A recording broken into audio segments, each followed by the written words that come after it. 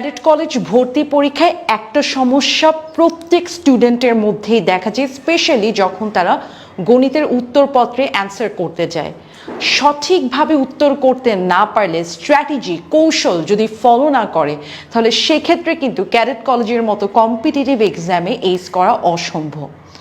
আসসালামু আলাইকুম সবাইকে, আমি Lutfun Nahar Anika, x cadet, Feni girls cadet college. আজকে এই বিষয়টা নিয়েই কথা বলবো। দেখেন, ক্যাডেট কলেজের গণিতের প্রশ্নগুলোকে যদি অ্যানালাইসিস করা হয়, গণিতের যে প্রশ্ন সেখানকার ভেতরে যে সাব টপিকসগুলো আছে সেগুলোকে যদি আমরা অ্যানালাইসিস করি, তাহলে আমরা দেখতে পাই ঠিক এই ক্যাটাগরির প্রশ্নগুলো হয়ে থাকে। সঠিক উত্তর খাতায় লিখো, 1 নম্বরের আসে।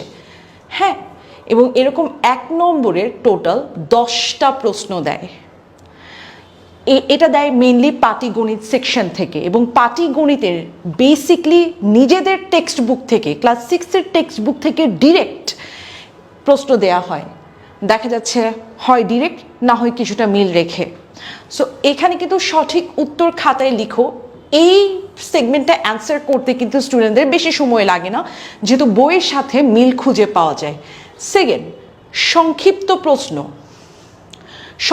প্রশ্ন থাকে, এটাও দেখা যাচ্ছে পাটিগণিত সেকশন থেকেই থাকে।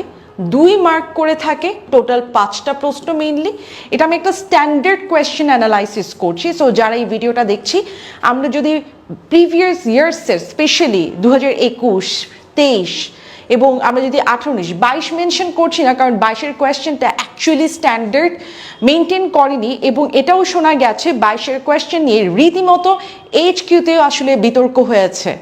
সো আলটিমেটলি আমরা 21, 23 বা এই কারিকুলাম ফলো করে যেসব কোয়েশ্চেন্স হয়েছে সেসব কোয়েশ্চেনের অ্যানালাইসিসের ভিত্তিতে মেনলি এই ভিডিওটি করছি এবং এই ভিডিওর প্রশ্নগুলো অ্যানালাইসিস করছি।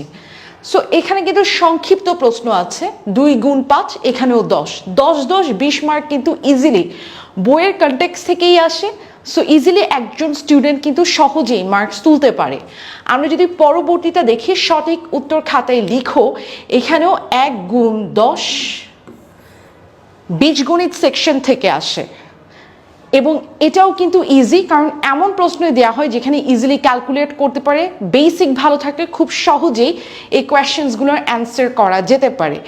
অ্যান্ড এরপর আসে শূন্যস্থান পূরণ, যেটা জ্যামিতি অংশ থেকে আসে। আর জ্যামিতি অংশ থেকে এই শূন্যস্থান পূরণ 5টা দেয়, এবং 5 দুগুণে 10 মার্ক থাকে।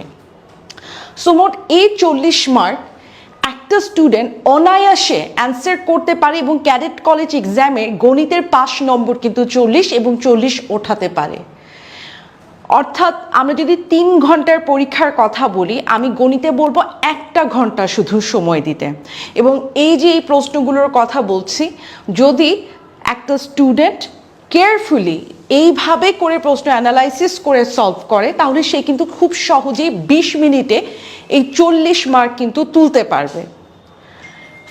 এরপর যদি বলি, যেমন এখানে পাটিগণিতের বর্ণনামূলক প্রশ্ন আসে, যেখানে 21 থেকে 20 মার্ক কন্টেইন করে, আমি 20 ধরে নিলাম। বীজগণিতের বর্ণনামূলক আছে 20, জ্যামিতির কোণের পরিমাপ, দেখা যাচ্ছে ক্ষেত্রফলের পরিমাপ, এই ধরনের প্রশ্ন আসে। সো সেখান থেকে 20। যদি আইকিউ সেকশন ইনক্লুড করে, তো সেক্ষেত্রে জ্যামিতিতে 10, আইকিউতে 10, এইভাবেই দেওয়া হয়ে থাকে। এখন প্রশ্ন হচ্ছে, আমি আসলে কতটুকু অ্যান্সার করব, কত মার্কসের অ্যান্সার করলে আমি সেফ থাকব। স্পেসিফিকলি 1 ঘন্টায় যদি কারেক্টলি 70 মার্ক অ্যান্সার করা যেতে পারে, তাহলে একটা স্টুডেন্ট কিন্তু মাস্ট ক্যাডেট কলেজে চান্স পাবে। সো আমরা 40 মার্ক যদি এইভাবে তুলে ফেলতে পারি, আমরা যদি একটু খেয়াল করি, 40 মার্ক এইভাবে তুলে ফেললাম, আর এখানে 60 মার্ক, এই 60 মার্কের মধ্যে পাটিগণিতের বর্ণনামূলকের সব প্রশ্ন তো পারা লাগবে না। হ্যাঁ, এখানে এমন হলো যে আমি 2টা প্রশ্ন খুব ভালোভাবে পারি, কনফিডেন্ট আমি এই 2টা প্রশ্নে, তাহলে আমি সেটাই অ্যান্সার করি, এখান থেকে কিছু মার্কস গ্র্যাব করি। বীজগণিতে যেগুলো আমি পারি সেখান থেকে কিছু মার্কস গ্র্যাব করি, জ্যামিতিতে যেগুলো আমি পারি সেখান থেকে কিছু মার্কস আমি গ্র্যাব করি। জ্যামিতির ক্ষেত্রে মাস্ট বইয়ের সম্পাদ্য এবং উপপাদ্যে একটু গুরুত্ব দিব বেশি, কারণ সেখান থেকে প্রশ্ন আসার সম্ভাবনা থাকে।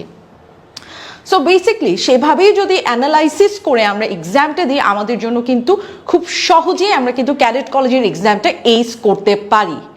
বাট আমি এইভাবে সাজিয়ে দিলাম, ঠিক এখানেই কিন্তু এটাই 1 নাম্বার, এটাই 2 নাম্বার, এটাই 3 নাম্বার, এটাই 4, এটাই 5, এটাই 6, এটাই 7, এভাবে থাকে না, শাফল করে থাকে। সো শাফল করে যখন কোয়েশ্চেন থাকবে আমাদেরকে খুঁজে নিতে হবে এই প্যাটার্নে আমরা নিজেদের মাইন্ডসেটে মাইন্ড ম্যাপিংটা করে নিব।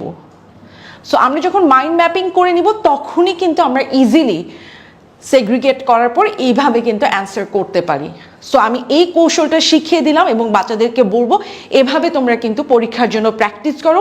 অ্যান্ড তোমাদের যেহেতু সামনে পরীক্ষা, এইভাবে তোমরা যদি আগাও দেখবে ইনশাল্লাহ ক্যাডেট কলেজের গণিতের সেকশনটা তোমরা সঠিকভাবে ইউজ করতে পারবে। ধন্যবাদ সবাইকে।